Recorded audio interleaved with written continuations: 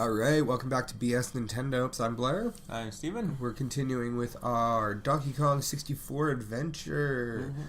Just entering into Coconut Falls? Coconut Falls? Where are you getting that? I have no clue. Jungle Japes. That's it. I don't know. Everything's Jungle Japes. It's all alliteration. Who knows? Yeah. We finally get our subtitles here. Oh, yeah. No, they're just explaining more of the song. Or more of the story. Or kind of, I guess. I don't know. King K. Rool is a bad guy. He captured everyone. So, for this Let's Play, haven't quite decided yet if we're going to 100% the game or not. Like, I wouldn't mind it, but I don't know. I think we should. It might get a little grindy towards the end, but... And there might be an entire episode where I run through a level just searching for a single bushel of bananas. But, Well, that'll probably be a little while before we hit that point, so why don't you leave comments below if you want to see us 100% it, or if you want us just to find the ending and move on to the next game. Yeah. Although... We've got 4 other... Well, no, by this time... This is our 4th series. Actually, no, by this time there might be a 5th game going up on Thursday by the time this one comes out. I'm just trying to remember what order all these things are coming out on. Yeah. We've been working hard to get going and getting a full week of programming for you guys. Mm-hmm. So, and girls, I'm sure we have a mixed audience. Well, we'll find out. Like, YouTube gives us demographics, which is actually kind of neat. So I can see who's watching, how old they are, kind of things. Like, can't get a perfect idea, but I can get a general idea who's watching, and then we can just sort of... And you could always let us know by leaving comments below. That's true, yeah, too. So feel free to tell us what you think of how we're doing, and give us ideas of where we want to go. Yeah, because... Yeah, by the time this one comes out, our channel should be 3 or 4 weeks old. At least, yeah. Yeah. By now you've seen us play the Mario Maker on Mondays, and Mega Man Battle Network on Fridays. Yeah. Coming up, Pikmin would have started 2 weeks ago. Yeah, Pikmin 3 should have been up 2 weeks ago, and then this is coming up the week this first episode of this will be out the week after that, which, if you haven't watched that, feel free to go back and take a look at the intro and get the storyline. And then we are planning probably by the time this is out, we'll have started our, we're going to do a podcast. It will start with a review of the week. And then just kind of current events, what's coming up in gaming, what's coming up in pop culture, and all that kind of fun stuff. Oh, I forgot about these things. I don't even remember this coming up. I don't think I had that. Or did I do it? Yes, I think I did. Yeah, it's just the battle thingies. Oh, yeah, this took me forever. Did it? Yeah. Oop. Because I'd kill them all, and then my last move I would jump off. Even though I was already done and the thing was saying you've won, I would jump off and fail. Oh, yeah. I don't even know why. I think it was a camera angle issue again. Because it's such a small platform, and then 4 seconds. Nope. Oh my god, there's still more. I just had to survive. Oh, okay, that's fine then. Oh, is that all you had to do? I thought you had to actually... Oh, I thought you had to kill a certain amount. Okay, well, they were there you still spawning, so I guess you just had to survive long enough. I got enough banana medals for my gun. They spawn fast in this game. It's kind of crazy. Like, there's almost no point in taking out all the enemies because they just come back right away. I hardly ever bother with taking out the enemies. Like, they move so slow. Again, that's they didn't. Again, the designers didn't know how to deal with the concept of 3D world. Funky was just taking too long to talk. I was like, I got a gun. Just let me buy my gun. Funky Kong. Yep, Just yep, looks so stupid. I got it. Oh, I should have read that part, though. It'll be fine. Oh, up just brings you into first-person mode. That's all it was saying. Yeah. Okay. No, I'm fine, then. This is what I have the most difficulty with this game. Well, there's no kind of like auto lock on or anything for those. I think it took me 10 tries at least before I finally was able to grab those things. Oh, yeah. No, those have always been a little bit touchy.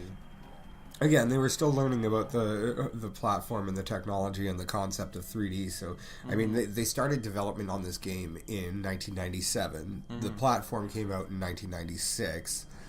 Like, there wasn't a lot of knowledge on how to do how to program. So, but a lock-on of some sort would have been very beneficial to. But then that also goes along with the thing that games are so much easier these days too because of advancements. Like I forgot there were inverse angles. Yep. Oh, which is one of the hardest things to do with. Yeah, I don't understand inverted axis controls. Like I don't like them at all. It's one of those brain things. There's people who think in the invert, and then there's people who think traditional.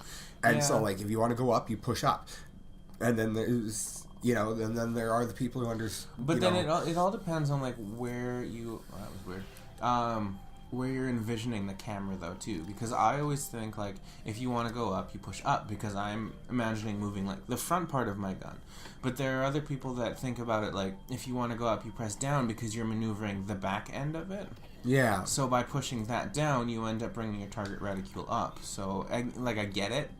It's not how my brain works. Like I don't see it that way, but yeah, no, I'm the exact same way. I always change over from inverted if I can. I don't think like anytime I play first person shooters or anything, which I don't play very often, honestly. They're not my favorite thing in the world. Yeah, I'm okay with them. Like they're not my good suit or my strong suit. Oh, I can play them. I'm not horrible at them. I just. They're not my favorite type of game. Like I'm just,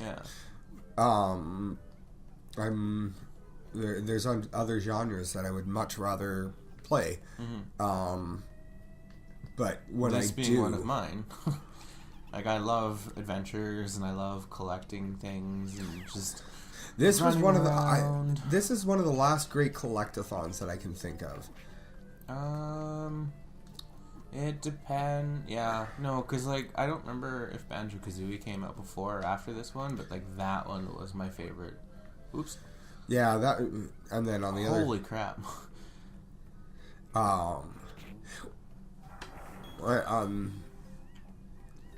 The other side of that, this is at least a franchise that has been able to hold strong. Banjo-Kazooie killed themselves with that Bits and Bytes, and Bolts. Nuts and Bolts. That's what it.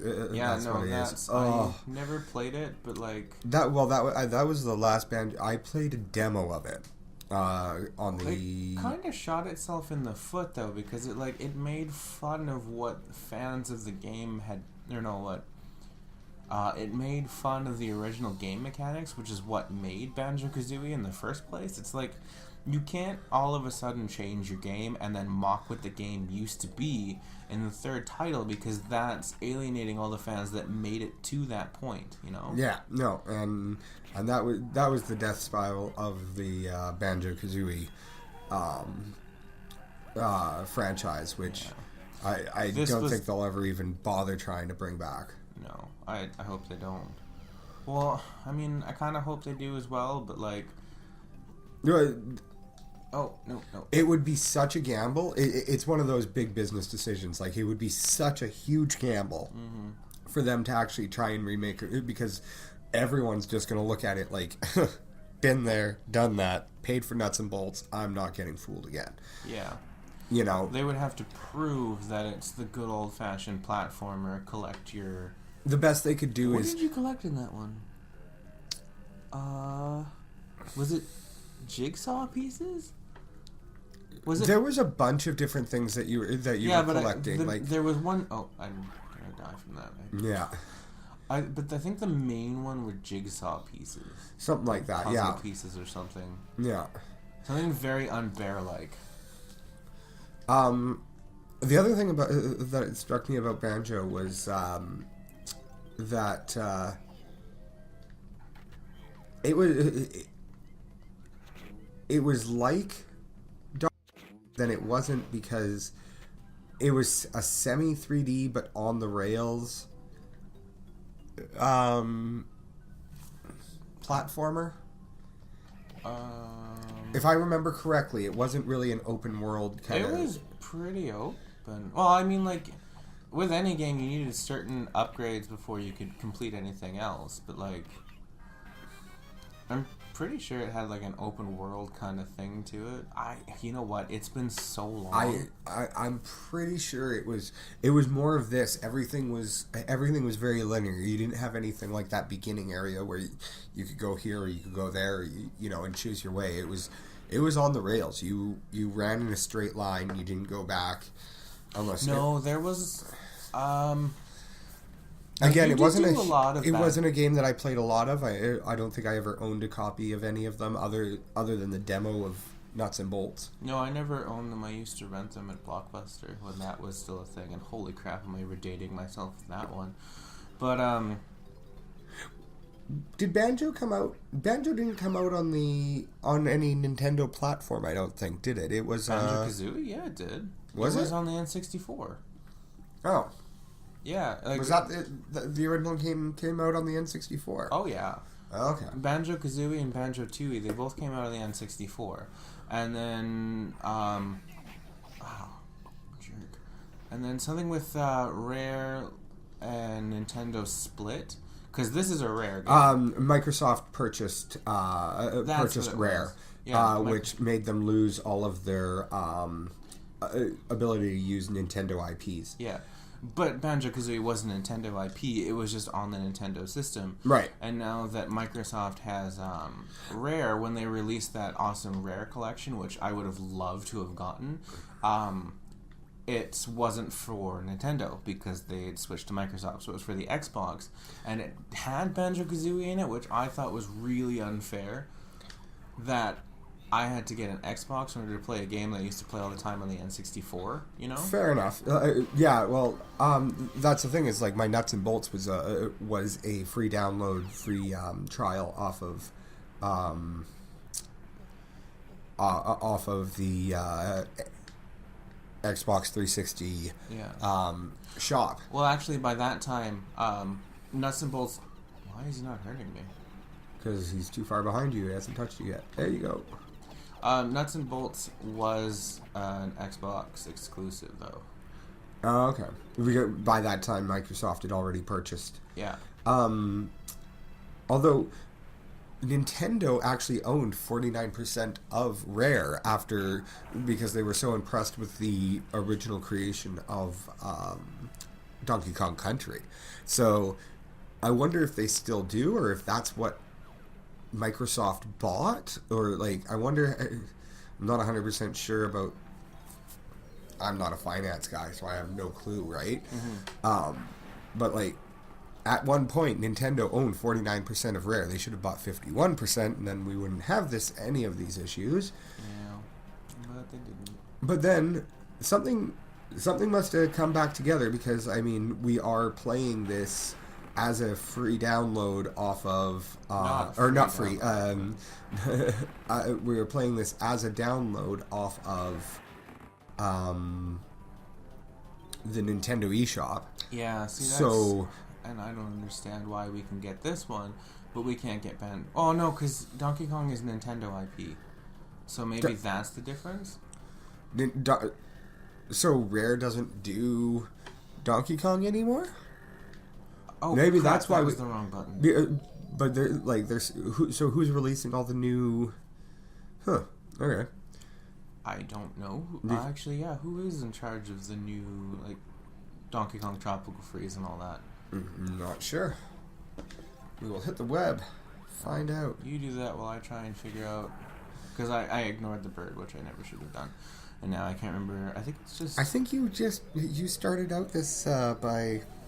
Yeah, well, you know what? I can't remember exactly what the bird said. I think. Oh yeah, it is. You got to do it. Crouch B.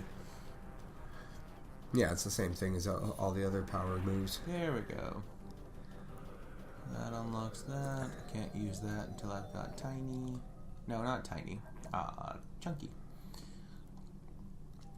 I know a fair bit about this game because I used to play it like all the time as a kid, like all the time. Little personal favorite. Yeah, I used to. Yeah, once again, this is gonna really date me, but like I used to put on this game, and then I would put on my Prozac CD, and I would listen to that. Yes, that's right. And then I would listen to Prozac and play Donkey Kong as a kid. Oh my god. For hours and hours and hours. You know, I went back and I listened to that CD again as an adult, and it's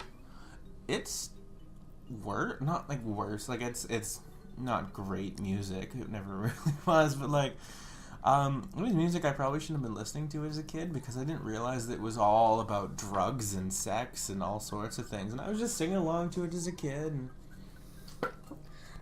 not quite understanding the meaning behind all the words. And then you grew up to be the kind of guy who never did drugs or had sex. Yeah. Kinda. So it's developed by the developers are Retro Studios and Monster Games now. For Donkey Kong Country. Donkey Kong. The Tropical Freeze? Yeah. Okay. So, yeah, they have passed on... You gotta give them a little bit more. They can't see your phone, so they don't know what you're looking at. Yeah, so the developers of all the new IPs seems to be a whole new company. Rare lost that, which must suck for Rare, because, like, I mean, this is they've done a lot. Rare is one of those juggernauts within the industry. They've done a lot of great work, but like this is one of those ones that really put their name on the map. Yeah, no, this, and then they also did it's a thing, you know it. GoldenEye. Yeah, GoldenEye was Rare. Perfect Zero, was it Perfect Zero? Yes, Perfect Zero was Perfect Dark. Is it? Yes, there's a Perfect Dark. Perfect Dark, because I keep getting that mixed up with Zero Dark 30 for some stupid reason, but yeah, Perfect Dark. Missed and it. Yeah. Well, I missed that one too, so you got to do it again, anyways. Perfect Dark. Yeah, like when and then Banjo Kazooie, obviously. Honestly, I think Microsoft. I think he did again. I think Microsoft almost screwed up by buying Rare, because like some of their best work is things that isn't even owned by them. Like they don't own the full IP, right? So it's almost what was the point? I mean, yeah, they're great developers, although I think Rare suffered heavily under the Microsoft blanket. I don't think they're doing as great as they used to. Well, I haven't heard of a great Rare game that's come out in a long time. Yeah. Why do I keep missing that one? Holy crap. That'll be the rest of this episode. Yeah, so like Rare recent releases. But no, my God. I think being purchased by Microsoft might have been one of the worst things they ever that could have happened to them. Yeah, they. Did I miss it again? Okay, this actually might be. This episode is coming to a close anyway soon. Yeah, as soon as we get this, we will be signing off. But that could be another 20-30 minutes. There we go. Holy crap. 2002, it was purchased by Microsoft.